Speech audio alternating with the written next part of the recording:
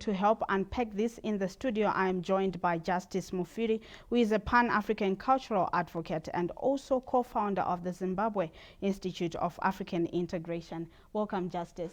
It is my pleasure. Thank you. So can you introduce yourself and tell us more about you as a Pan-African cultural advocate? Well, yeah, you rightly introduced. My name is Justice Mufiri, and I am the secretary to the Zimbabwe Institute of African Integration, an organization that we formed with a mandate to make sure that we galvanize the youths and we advocate for the youth's participation in national development. We make sure that the youth participate in the efforts for regional integration and also trade devolution in Africa. So this is basically the organization, what it's about, and what we do on a daily basis. Of course, my area of speciality in that whole range is decoloniality and cultural and creative industries advocacy. All right, it is Africa Day, and can you give us an overview of what this day means to the continent? Yeah, this is a very important day. You will recall that it starts from 1963 when Kwame Nkrumah, then Prime Minister of Ghana, assembled heads of state from independent African states, and with this mission to galvanize African states, to bring them together and say, now that there are some of us who are not yet free, some of us who are still under colonialism, as you recall, even Zimbabwe was under British rule. So because some African states are not independent yet, how do we make sure that we weigh in their efforts for liberation? You recall that Zimbabwe attained independence through a liberation struggle. We are one of the few countries that managed to topple a system or using modern warfare, guerrilla tactics. So this is a very important day for us because when you look back into all those histories, it tells you that the heritage that we are now inheriting as the young people of the continent, it came from sacrifice, it came from a lot of sweat, blood, and tears. So this is a very important day that we need to commemorate as Africans. And has Africa been able to stick to the principles of the first charter brought about in 1963? Indeed, I believe that if you look at the major milestones that we have made as Africans, especially looking at how we have now developed the African Continental Free Trade Area, we have now developed even, there are now more members to the African Union. I would tell you that in 1963 there were just 30 of them, and now the whole continent is almost the whole continent is subscribed to the African Union.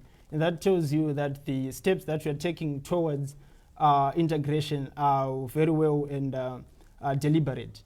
African Continental Free Trade Area, it's a very important trade agreement that is the biggest in the world, actually, representing 1.4 billion Africans, and that's huge. It tells you that where the direction that Africa is now taking is one that of integration, one that of self-awareness, one that says, as Africans, let us be united by the common ethos that we share as a continent. Because rarely do you find people with a very diverse culture like that, but coming together and say, united in our diversity, we can make it as Africans. We now have the Pan-African Payment and Settlement System. We are now saying, unlike in the past, where there were corresponding banks that were saying, for your payments, for me to be able to transact with Zambia, for me to be able to transact with another fellow African state, I need to go through another bank that's from another continent, and then they take charges from those transactions.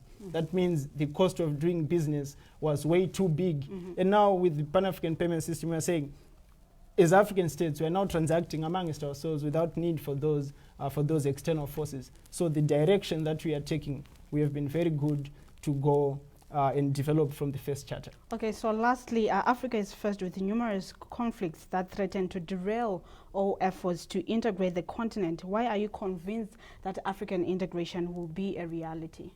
I am convinced that the African integration is a reality that is coming, even from the examples that I have given you.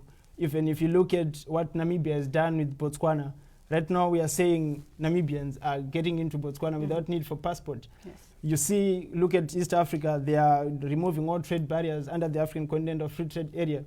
We can now export goods. Look at how Zimbabwe is increasing on production. Look at wheat. Look at what we have done in the fields of Pan-Africanism.